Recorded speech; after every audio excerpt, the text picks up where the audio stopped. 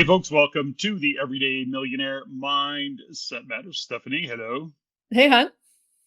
So, great week and great when we're recording this. It's after an amazing weekend that I had here in Calgary. As you can see, I'm not in my normal studio, and that's because I'm in Calgary. We came off a fantastic weekend with our incubator coaching clients, if you will, our incubator group, and a fantastic group of people. JG Francoeur and I and Bonnie Canesso facilitated a weekend of hanging out with some really amazing people. And shout out to some of them because they're really good listeners of the podcast, by the way. So Glenn and Cody and Sandy and Colleen. So, anyways, thanks And for I did a listening. segment.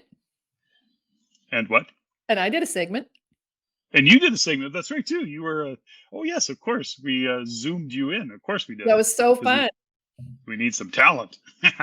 So it was a fun weekend, and as well as some of the men's group and the shift coaching program that we do. Anyways, a lot of often when we are doing that work, we're learning as well in the work that we do. We're actually saying things and going through this process, and there's always an elevation and a different understanding of what we're actually coaching and teaching, if you will. And there's lots of lessons that show up for us, and along the way, we also see some of the common gaps and insights that we like to share on the podcast here. And the theme for this particular podcast is about how our ego is not our amigo. Our ego is certainly not my friend. So this is an interesting topic, and ego is an absolutely gigantic topic. So we're certainly not going to investigate it, but in all aspects of it, and just shine a light on a couple of things that show up, and maybe give some context. And we'll give some context to, in this particular podcast, what we're talking about, how ego gets in our way and we're not aware of it. Because as much as we use the term ego, and we often hear where somebody will assess somebody else or judge somebody else and go, oh my gosh, that guy or that girl's got such a big ego. And they look at ego as, they define it as arrogance. And for the context, or in the context of this particular podcast and this discussion, we're not looking at ego as arrogance. I mean, that can be part of it, I guess. But when I'll let you, do you want to give it a little bit more context, or do you want me to keep going? No, seriously, I think arrogance is one way that we can have a general context around ego. When people walk in the room and they seem really full of themselves, and we can judge that as ego. Maybe it's a lot of self-confidence. Maybe it's just a high sense of self-worth. You never know. To me, Mhm. ego shows up in different ways. It's really sneaky. Ego's super sneaky. And what I've discovered is that when I'm in my ego, I can break things. Like I really, I can hurt my vehicle. I fall down. There's moments in time where I can really feel like I've kind of cross the line from my present centered grounded self into more of my intellect, more of myself, that I'm thinking quite highly of what I'm doing or what I'm experiencing. And that's where I've really learned myself as a reflection. And then when I'm working with people, I can sense when they're getting into their ego, because that kind of feedback shows up as well. Mhm.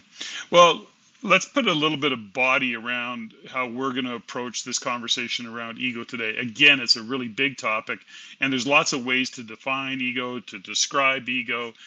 There's different views of what it is, but it's a very, very big topic. So let's just narrow it down, and let's talk about arrogance in a moment.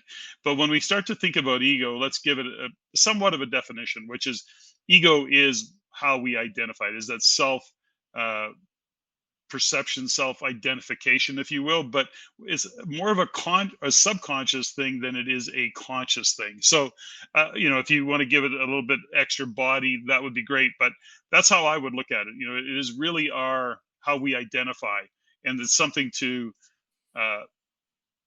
something to consider, that it's operating often below our conscious level of thought, and unless we bring our attention to it, it really is just how we operate. Is that a fair kind of I place think to look at so. it? I think so. I think as we kind of bumble around and unpack this, I think hopefully it'll bring up things for people when they think about other people or themselves. When I think about ego as well, I think about self-preservation. Self-preservation. So when we are in an environment or we're being tested or challenged or we're in a competitive environment, sometimes we'll bring up this ego facade or something that we put forward to the world to be judged that maybe isn't truly our authentic self. And I think when that happens, people feel it. It rubs people the wrong way. So that's another kind of a way of knowing if I'm in my ego or if someone else is in their ego, is that it just doesn't feel authentic. It doesn't feel real. It feels trying too hard. It feels like you're trying to hide something or defend. So there's an external way of being instead of being an internal way of being and being grounded when you're in that situation, presenting, competing, pitching a deal, or what have you. People can sense it when you jump out of your conscious self into that subconscious layer that could be really grounded in self-preservation, self-protection, some historical trauma, something you're trying to hide, or maybe you're not feeling super confident in what it is that you're presenting. So then the ego shield comes up so that you have that layer again of self-protection. Excuse me. Well, what's interesting about the self protection part of it is that it's actually at a subconscious level, and this is really what ego is. It's part of our operating system that if we don't have any awareness of it, it runs us. It actually is where we operate from. That's the whole point of the conversation of operating system. We have conversation of self awareness and self reflection, and sometimes it serves us to ask ourselves the question is what is driving us, what is driving our actions, our inaction, what's driving our thought processes, what's driving our negative talk. And I think for this conversation what would be helpful is if we give some examples of ego and how it's really, to your earlier point, it's quite slippery, and it's a bit of a dark side often is what ego really can be identified. I think is it's often very dark if it is the subconscious, because ultimately ego wants to protect and preserve itself. And an example of that, I guess, could be is that I'll go back years ago that there was a time when I was being, I guess, guided or encouraged to write a book. Patrick, come on, write a book. You've done this really cool stuff. You've got lots of insights, lots of wisdom. Why don't you write a book? And my whole thought process around writing a book is I don't really feel like I have a book in me. And when I worked through that process, I came to say, well, why don't I do a podcast? And I'd really like to do a podcast. And at the time, it was a little frightening for me in terms of, do I really want to do this? And then I started having all these kind of negative self talk, minimizing who are you and who are you to do a podcast, and you're not that big a deal and you're not that well spoken, and whatever negative self talk it was trying to talk me out of it. But ultimately it was my ego protecting itself from being exposed by getting into that public, by being judged. And that is part of what ego does. So it says, who are you to play bigger? So it wants to keep itself small, kind of hide behind it, if you will. And that's one of the ways that ego can drive it. Now, when I had that realization, it was quite an epiphany for me at the time, because I went, oh, look at that.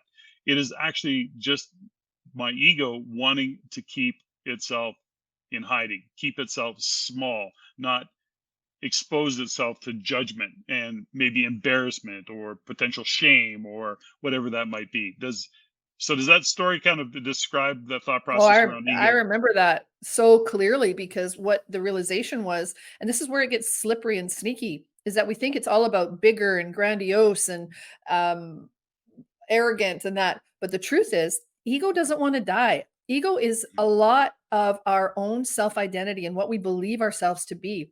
So its job is to keep us there. It's Hmm. absolutely the number one job of our ego is to keep us in a place where we don't change. Because if we change, the ego has to step aside and the ego wants us to stay the same. It's the ego that doesn't want to grow. It's the ego that doesn't want to change. It's not always the ego that is wanting to get us into a space of success. We need a healthy dose of ego. I think for me, I do because of the world of performance that I'm in, and I have to, feel good about myself. I have to have enough ego to make sure I get to the rink on time, do a great job, make sure my hair and makeup are done. Like, you have to have enough ego to perform at the highest level. And that to me is where what I call ego management comes in. So to your story, yours was keeping you small so that you didn't have to face any kind of criticism, maybe, or judgment. But when I saw you bust through that and really get it and put the ego aside, it's like you just put it on the shelf and said, you know what, I'll come back and get you when I need you. And you moved through it and really took the time to learn about podcasting, finding the right equipment, and then you took action. And I think what really allows the ego to step aside is to give it a sense of purpose, a sense of, these are the action steps I'm going to take. And hey, buddy, ego, you can come with me. We're just going to go to the next level, but you're not ever again going to keep me small. Well, it's interesting is that, yes, that's on the one side of it. Now, the other side of that equation is that ego is about it's self-preservation. And so there's another side of it. Well, don't I step don't over want to, that. It's about its self-preservation, not yours. yes, not yours. And so if you have no conscious thoughts around ego, and let's go back to the arrogance conversation, which is the ego inflates itself to say, I'm awesome. What's it doing? It's actually protecting itself. But if you're not conscious of that, it shows up as arrogance. And you may not even know that you're showing up as arrogant. Yet it's showing up saying you're a big deal. It's protecting its identity, which is that it is a big deal. And that's where that's where it gets a little bit, I guess, confusing in terms of what ego does. But its job is to protect itself. And if you're not conscious of it, that is when it can be what drives you. And it can either drive you to the dark side, or it can drive you to the other side where you think where it thinks it's a bigger deal than it really is. It shows up and it really doesn't serve you as a human being in terms of what it is that you're trying to achieve. And so then people judge you and they assess it and go, dude, back off. Right.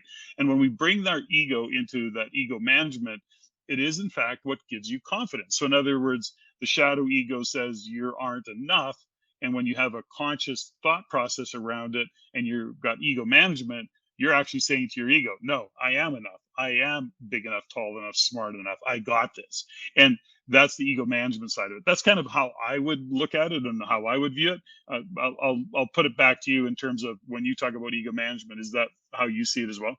Absolutely. When you are talking to, for me, high level performers, HNW clients, people who have a lot on the line and a lot that they're risking, they do need their ego. That ego management, if it gets in the way and it's not managed in a way that allows them to take the next step in the right direction that they want to go, it can do a lot of damage. Because when you are in an ego state, the ego does not want to die. And anytime you change or you want a different result or you're shifting your mindset, the ego starts to freak out. And this mini chaos goes off in your mind, a crisis goes off in your mind, and the ego's like, I don't want to die. I don't want to die. I don't want to die. So it does and looks for things and seeks feedback to keep you small. Or on the other hand, in terms of the grandioseness or the bigger side of the ego, is that it will actually lie to you and tell you you're a bigger deal than you really are. So Mhm. I think when I talk about ego management with myself and my clients, it's having that awareness, knowing that I have a giant ego. And if I don't manage it, then I'm going to be not only just pissing people off down the road, but I'm not going to be getting the results I want for the people that I care about or the clients that are paying me a lot of money to make sure that they get their goals. So if I put my ego first and get what I need first, and I don't have a way to manage it and step behind the people that I'm supporting, that's it. The Mm. gift of coaching, right? Coaching Yeah. isn't about coaxing. You're not telling people what to do. This is like when I think you taught me this is when you're presenting on stage, for example, don't teach, present, tell stories, be vulnerable, share the truth of who you are. But the minute you get into your ego or put yourself first, and this was a huge lesson for me. I remember even just talking about myself or sharing my stats, or my digits or whatever it is back in the day, trying to just share with people what I did for a living. And I thought what I did was so amazing. And I thought that if I shared it, people would think I was amazing. But the truth is they didn't want to hear it because I was coming from a place of look at me, look at me, look at me. Do you like me now? Do you like me now? Do you like me now? And it Mm. didn't resonate, especially with Mhm. people that I was in a sense trying to impress. It shut them down. So what I really learned, and you helped me learn this, is that people will allow you to share who you are and what you do through the storytelling. And not that you have to minimize yourself or do the self-deprecation thing to fit in. Mm. There's a balance to it, and that's what I've really learned, and I think from an ego management standpoint is being aware that we need our ego to Mhm. to survive. It's what allows us to eat properly and not, do crazy things on the highway and those types of things. It's a good check-in, but it's also something that can hurt us, in a way if we're not having that level of self-awareness. Well, the self-awareness and the self-reflection part of it is so important. I can't remember. Is it Ryan Holiday that wrote "Ego is not"? No, he wrote Ego's the enemy. "Ego's the enemy." So when we look Yeah. at ego as the enemy, or we look at our ego is not our amigo, I mean, those are kind of a kind of a negative connotation to what our ego is. But at the other side of it is that when we have an awareness around ego, it becomes a tool, or it becomes something that actually we can consciously work with our ego to divine us in a different way. Back to your point, I always remember a old friend of mine. Well, you know him, anyways, and he used to be. We go, man, like his ego drives him. It needs to be seen. It needs to be a big deal. And I used to call him on it as directly as I could, because it was like to bust through that. How he identified himself was really hard work, and and then he would say, well, I got it. Oh, I really see what you're talking about. I can be humble. But then you realize that it was his humility was actually not even sincere. It was his ego saying, look at me, be humble, look how humble I am. I'm humble now. If you don't believe me, ask me. Like, I can tell you how humble I am. And it was really an interesting part of what ego does, and the game it plays. So the point is that it doesn't have to be ego is the enemy. It doesn't even have to be, ego is not our amigo. It is really having the self-awareness to say, okay, let's look at some of the decisions I'm making, some of the self-talk that I have, some of the negative self-talk that I have, or even some of the self-talk that I have that says I'm an amazing, and it's not real either. So, let's I'll give you an example. I want to share a couple of just really brief stories about it from working with business owners, what we see. And I spoke to a number of business owners in Toronto, and a part of the conversation, or really the presentation, was around what time management is. And the context being is that you can't manage time just is. And what we have to manage is our focus, and being aware of where we're spending time and how we're spending our time. So I use this as an example, for somebody who's a small business owner, a real estate investor, an entrepreneur, whatever, you have an operating company. And this is a really common thing to be aware of, which is we often hear, I'm too busy. I don't have time. I don't have time to grow my business. I just don't have time, right? So then we look at the focus. And I often have these conversations with small business owners. And I start the conversation with, well, okay, tell me what your time is worth per hour. Give me, put a rate down. What is your time worth? And for this example, let's just say your time's worth $100 an hour. I go, great. So you're working 40, 50, 60, 70 hours a week, and your time's worth $100 an hour. Got it. How many hours a week are you spending doing $35 an hour jobs? So for example, you're worth $100 an hour. You're a small business owner. You're also doing your own calendar. You're also doing your own bookkeeping. You're also doing your own filing. And you go, well, actually, I'm doing that because I can't afford to hire anybody. Here's the trick in that example that I give you. So whenever you're doing those jobs, those are really probably $35, $45 an hour jobs. Maybe some of them are $25 an hour jobs. So as much as you put your time at $100 an hour, you're spending, well, I don't know, 10 hours a week, 15 hours a week doing $35 an hour jobs. Now, if you let yourself hide, your ego then says you're too busy. This is just a game we play, a mental game. What if you had 10 or 15 hours to do $100 an hour jobs? What you're brilliant at? Are you giving up sales? Are you giving up decisions needing to be made? So we get buried in the minutia. Now, as much as that seems quite pragmatic and thoughtful and common sense, the reality of it is that it can be our ego having us play small, saying, you can't afford that. You're not smart enough. So, in other words, if I have 15 hours a week of extra time, that means there's pressure on me to go out and perform, to actually go out and do things that matter. But we hide behind it. So the question is what is your ego hiding behind? That's, I use that as an example. So what are you hiding behind? What is your ego keeping you busy doing so that you can't grow, so you can't really step into who you really are in your business? So I know that's a long way of saying what, how your ego will can in fact keep you small, and it seems so real. Well, I'm just too busy, I have to do this. But it also stops you from looking at it from a perspective of how can you elevate who you are in your business to grow your business by getting rid of those small jobs. Do you see, does that make sense? Am I doing a good job of explaining that? Yeah, it's great. I love that example because it's true. And I learned a lot from that because I remember doing things like washing my car.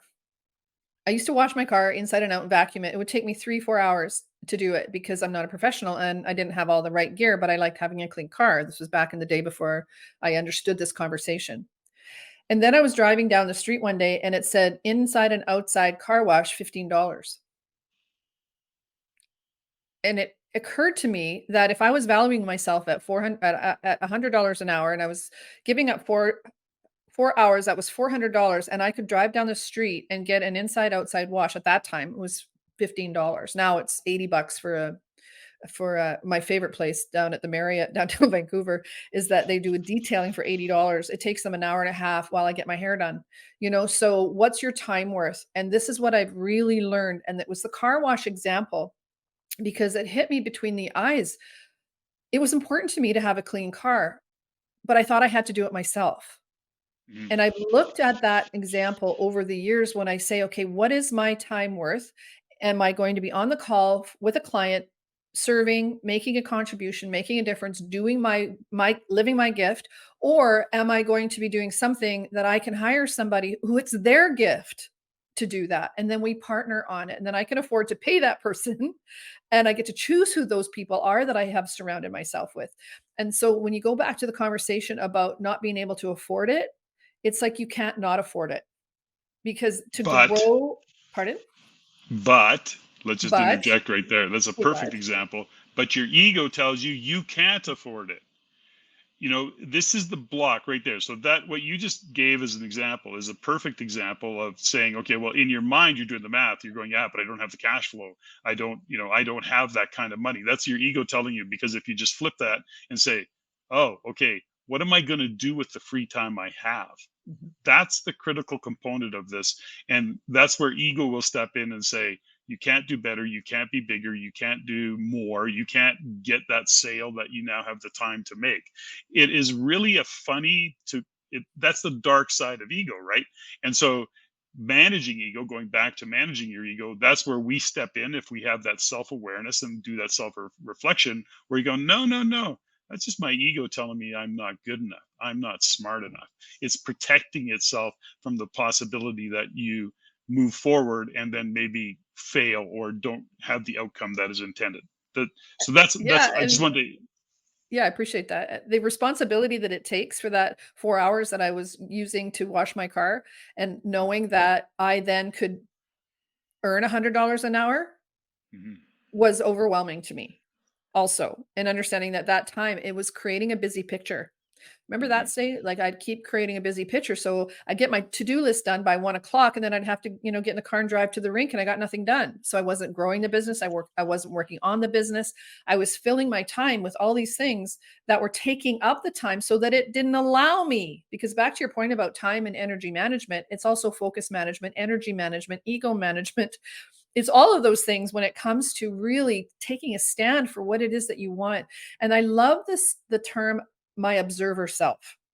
And I use Mhm. this a lot with my clients is that when they're in their ego, what I'll do is an exercise where I'll say, okay, let's just rise above it for a second, pretend you're seeing it on a movie screen. And what are you observing about yourself? How are you showing up? What's your posture? Are you attracting people or are you pushing people away? Are you getting the results you want or are you creating drama and chaos along the way? Let's observe.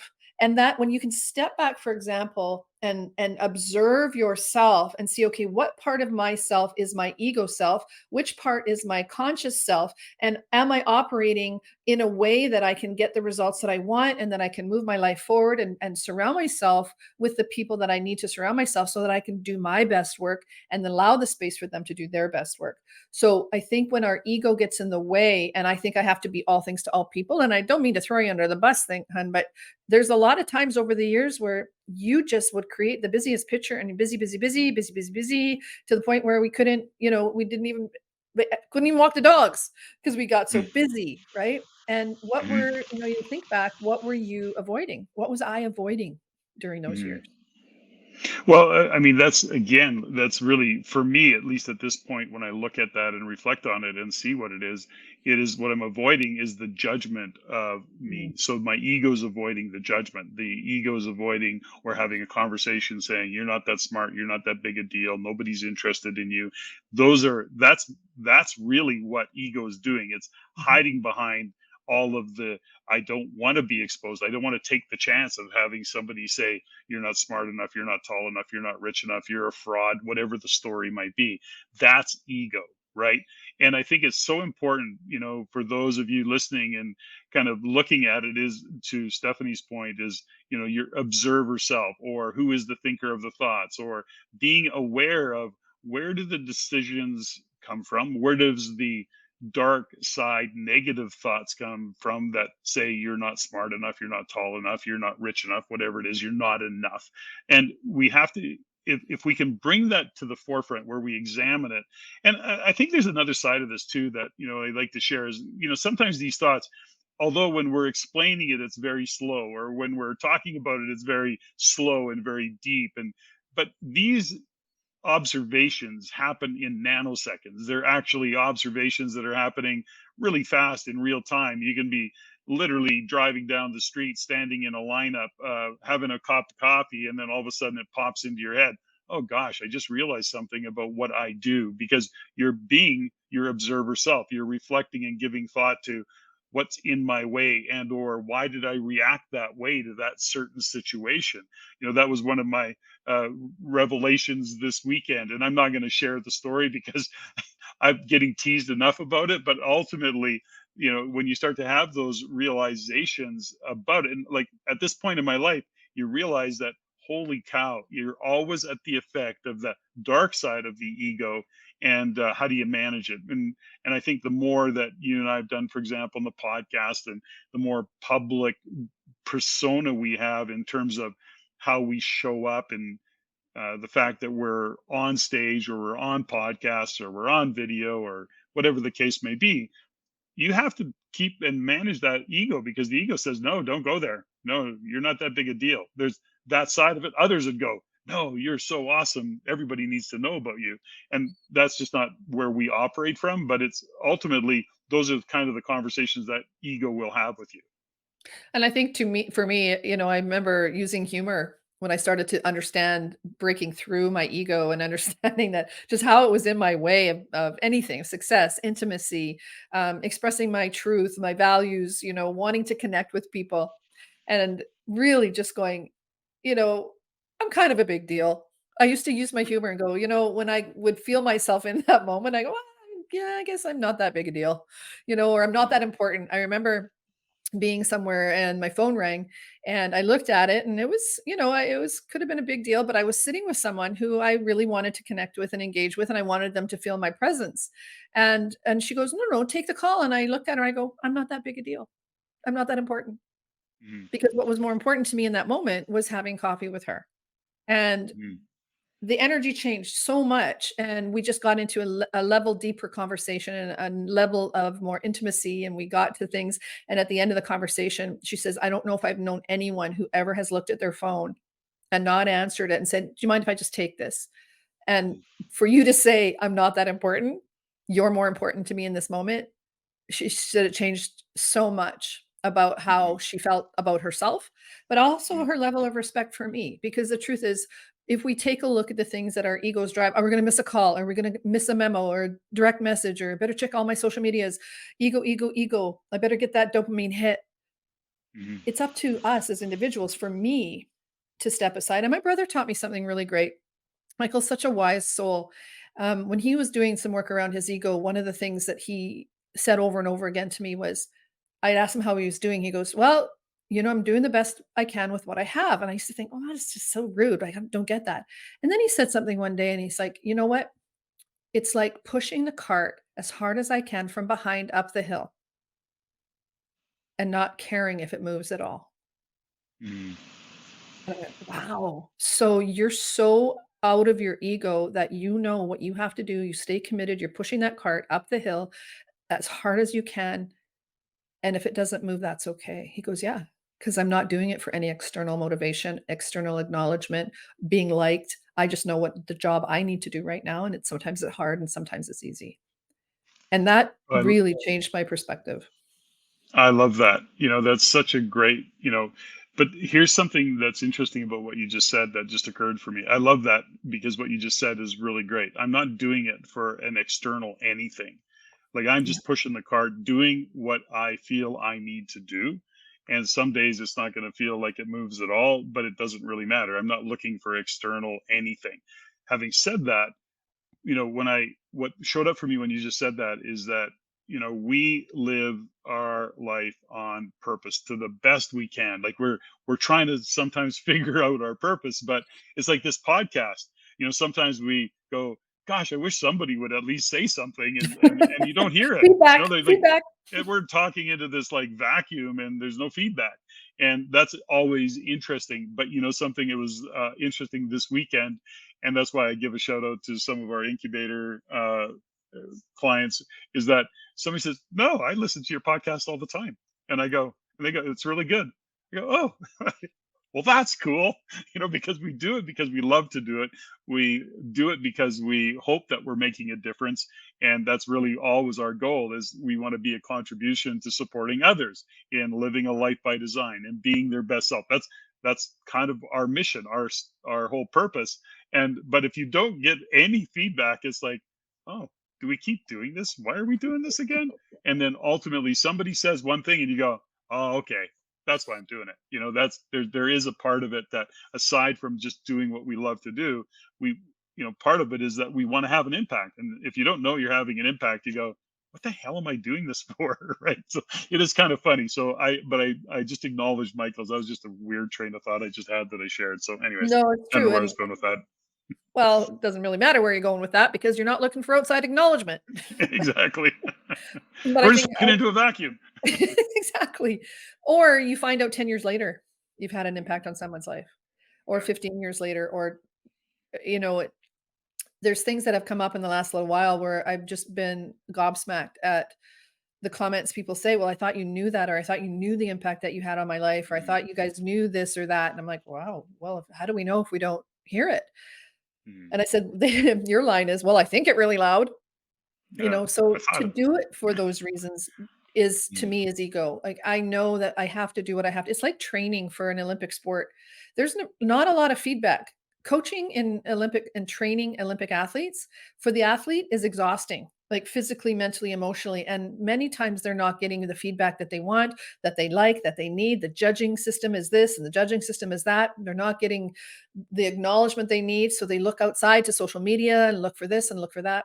So part of the training that I do with the athletes is about ego management, is about turning off your notifications, is about looking inside, looking at where you are getting feedback and what you're doing. And are you Mhm. going to get the results that you want every single time? No. But the training and that every single day pushing the cart up the hill, not knowing if you're going to win a competition, keeping the goal. And the bigger the goal, the harder the cart is to push up the hill.